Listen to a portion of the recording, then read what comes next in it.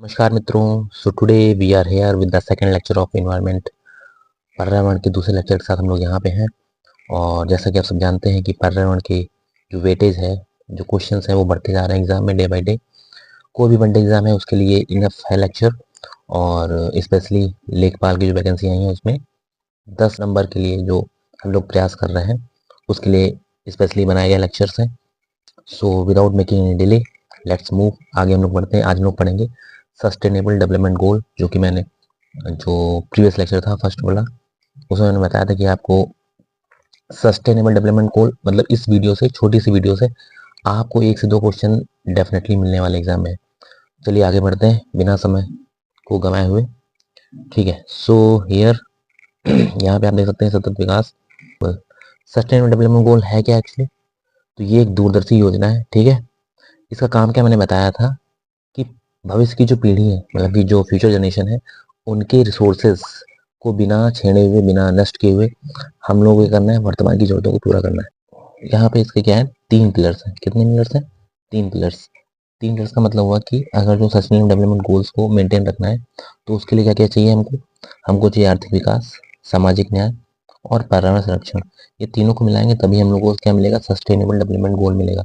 यहाँ पे आप देख सकते हैं कि जो इन्वायरमेंट, सोसाइटी एंड इकोनॉमी, इन तीनों को जो हम लोग मेंटेन करेंगे, बैलेंस वे में लेके आएंगे, जब इन तीनों के बीच में संतुलन आएगा तभी हम लोग को क्या मिल पाएगा? Sustainable development goal. यहाँ से स्टार्ट होता है आपका कि जो बैकग्राउंड है सस्टेनेबल डेवलपमेंट गोल की वो क्या है। तो इसमें बहुत ज़्यादा आपको याद नहीं रखना है, इसको आप फॉरगेट कर सकते हो। बस इतना याद रखो, स्टॉकहोम कॉन्फ्रेंस कब आई थी स्वीडन में? 1972 में। ठीक है, इसके अलावा कुछ मत याद करो उसमें। ये इंपॉर्टेंट है कि जो SDG है, सस्टेनेबल डेवलपमेंट गोल्स, उसकी डेफिनेशन कहाँ से निकली थी? उसकी डेफिनेशन आई थी 1987 में, ब्रेडलैंड कमीशन आया था और उसकी एक रिपोर्ट आई थी, कॉमन फ्यूचर, अवर कॉमन फ्यूचर। ये याद रखो, ये इंपॉर्टेंट है। एक यहाँ पे भी याद रखो, ये अर्थ समिट कब हुई थी? 1992। ये सब रटने वाली चीज़ें हैं, इनको याद रखो। 1992 एजेंडा 21 के नाम से। ठीक है, फिर इसके 20 साल के बाद हुई 1912 में, जिसको रियो 20 बोलते हैं हम लोग।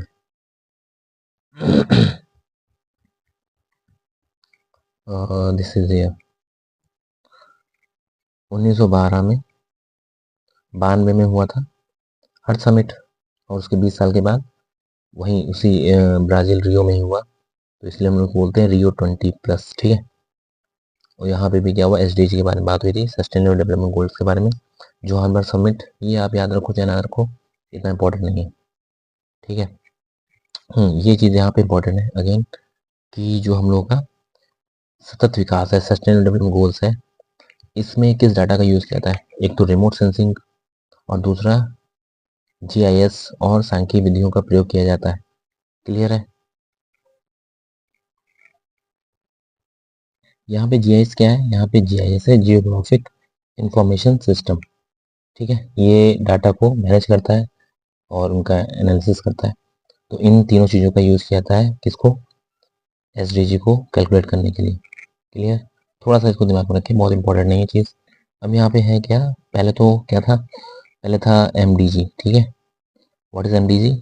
मिलेनियम डेवलपमेंट गोल्स, ये है यहाँ पे। तो ये कहाँ से? 2000 से लेकर 2015 तक इसमें 8 गोल्स थे, फिर इनको हटा दिया गया। उसके बाद 2016 से 2030 का एक टारगेट सेट किया गया जिसको हम लोग बोलते हैं SDG, सस्टेनेबल डेवलपमेंट गोल्स। तो पूछा जाएगा कि SDG से पहले क्या था? तो MDG था, मिलेनियम डेवलपमेंट गोल्स। उसको हटाया गया 2015 में और 2016 में इम्प्लीमेंट किया गया SDG को। तो SDG को कब अप्रूव किया गया UN समिट में? सितंबर 2015 को। कब से लागू हुए, इम्प्लीमेंट कब से हुए? 1 जनवरी 2016 से, याद रखो डेट। और इसका जो है टारगेट ईयर कौन सा है? 2030। ठीक है, 2030। तो ये याद रखिएगा, ये इंपॉर्टेंट है। SDG का जो टारगेट ईयर है वो 2030 है, यहाँ तक कंप्लीट हो जानी चाहिए 2030 तक। कितने गोल्स हैं इसमें? 17 गोल्स हैं। अब क्वेश्चन आता है 17 गोल्स में क्या क्या है, वो भी हम लोग याद करते हैं। उससे पहले ये देख लीजिएगा, transforming our world the 2030 agenda, ये इसका टाइटल था। तो ये सब चीज़ें इंपॉर्टेंट है, keep in your mind. Move on next one. अब यहाँ से स्टार्ट होता है कि 17 गोल्स कौन कौन से हैं, ये आप देख लीजिए। पहला है नो पॉवर्टी, दूसरा है जीरो हंगर, तीसरा है गुड हेल्थ और quality education, gender equality, clean water. ये 6 हो गए। Move on next one. 7 पे क्या हो जाएगा? Affordable energy, decent work. 9 number पे इंडस्ट्री इनोवेशन। 10 नंबर पे रिड्यूस इनक्वलिटी।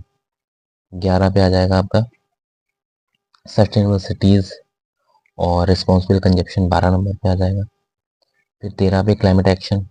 14 पे लाइफ बिलो वाटर। फिर आ जाएगा 15 पे life on the land and जो 16 पे है पीस एंड जस्टिस, शांति और न्याय। 17 पे पार्टनरशिप फॉर गोल्स। अब हम उसको याद करेंगे। आपको घर पे याद नहीं करने की जरूरत है, मैं यहीं पे हूँ आपको याद कराने के लिए, ठीक है। So move on next one. Next one मतलब इसी पे आते हैं हम लोग। याद कैसे करते हैं इसको? याद करने की एक ट्रिक है। दिमाग जो थोड़ा सा जोर डालिएगा, आपको फटाफट से बात हो जाएगा। देखिए इसका लिंक कैसे होगा।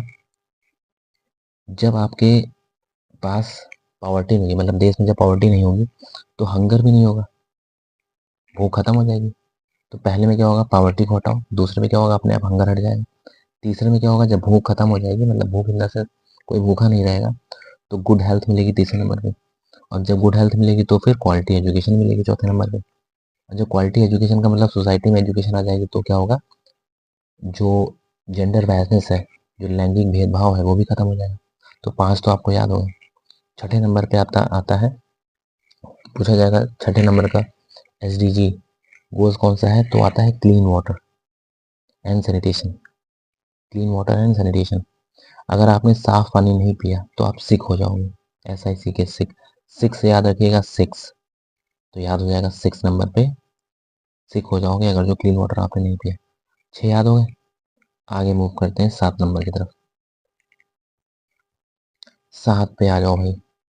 7वां कैसे याद करोगे आप? Affordable energy. हमको सातों दिन, सप्ताह के सातों दिन अफोर्डेबल एनर्जी की जरूरत है, जिसमें कि इलेक्ट्रॉनिक एनर्जी। बिजली नहीं है तो फिर सब बेकार। जिस पे आप यूट्यूब सेशन देख रहे हो, मोबाइल, इलेक्ट्रिकल अप्लायंस सब खत्म हो जाएंगे। तो हमको सप्ताह के सातों दिन अफोर्डेबल एनर्जी की जरूरत है। सप्ताह के सातों दिन से 7 याद हो गया, ठीक है। 7वें नंबर पे अफोर्डेबल एनर्जी।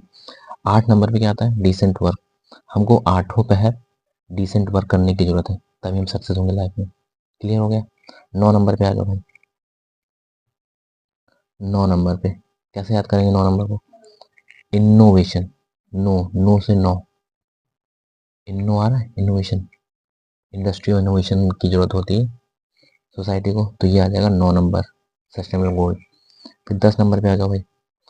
जब इनोवेशन होगा सोसाइटी हमारी आगे बढ़ेगी।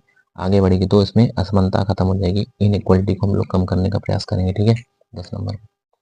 जब इनइक्वालिटी हटेगी तो फिर हमारी सिटीज़ कैसी होंगी? सिटीज़ कैसी होंगी? सस्टेनेबल सिटीज़ होंगी। डेवलपमेंट ऐसा होगा कि सस्टेनेबल होगा।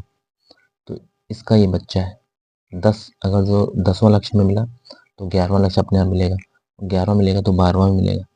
जब सस्टेनेबल सिटीज़ होंगी तो फिर रेस्पॉन्सिबल कंजप्शन होगा। रेस्पॉन्सिबल कंजप्शन का मतलब होता है कि सब लोग सही से सोर्सेज का यूज़ करें। जैसे कि आपके पास ज़्यादा सैलरी आ रही है तो आप, इसका मतलब ये नहीं कि आपके पास घर में 5 किलो चीनी की जरूरत है और आपने 4-5 बोरे मंगवा के रख दिए, चूहे कुतर रहे हैं, सड़ रही चीनी। चीनी तो फिलहाल सड़ती नहीं, मतलब और भी चीज़ों को आप ले सकते हैं एज एग्जाम्पल। कहने का मतलब है जितनी ज़रूरत हो उतना ही यूज़ करो, एक्स्ट्रा में घर में पूरी दुकान लगाने की जरूरत नहीं है। तो रेस्पॉन्सिबल कंजप्शन आएगा 12 नंबर पे। ये एक सीरीज़ है, तो इसी सीरीज से आप इसको याद कर पाएंगे। 13 नंबर बहुत इंपॉर्टेंट। 13 नंबर में आ रहा है क्लाइमेट एक्शन। अगर क्लाइमेट एक्शन नहीं लिया गया तो नेचर बोलती है कि तेरा तो गेम बजा दूंगा। अगर आपने क्लाइमेट को सुधारा नहीं तो क्लाइमेट चेंज खुद बोलेगा कि तेरा तो गेम बजाऊंगा मैं। 13 से 13 नंबर पर क्लाइमेट चेंज। फिर 14-15 तो सिंपल है। 14 में क्या है कि लाइफ बिलो वाटर, मतलब जल जीवन, जलीय जीवन है उसको प्रोटेक्ट करो। 15 नंबर पे है जो धरती पे जीवन है उसको प्रोटेक्ट करो। और जब ये सब प्रोटेक्ट हो जाएंगे तो क्या होगा? तो आएगा पीस और जस्टिस, शांति और न्याय सोसाइटी में, हमारे देश में आएगा। क्लियर है? तो पीस एंड जस्टिस आ जाएगा 16 नंबर पे। और ये सब आएगा कब? सस्टेनेबल डेवलपमेंट गोल कोई अकेले तो ला नहीं सकता है, इसके लिए पार्टनरशिप की जरूरत होगी। तो 17 नंबर का जो है वो पार्टनरशिप जब SDG के लिए किया जाएगा तो हमें गोल से मिल जाएंगे। We will get success. Okay, so ये 17 हो गए आपके। इनको प्रॉपर्ली याद कर लो, बहुत बार क्वेश्चन आया है। 13 नंबर याद रखें और 6 नंबर याद रखें। 6 नंबर में क्या था? Water, clean water. So this is the end of lecture.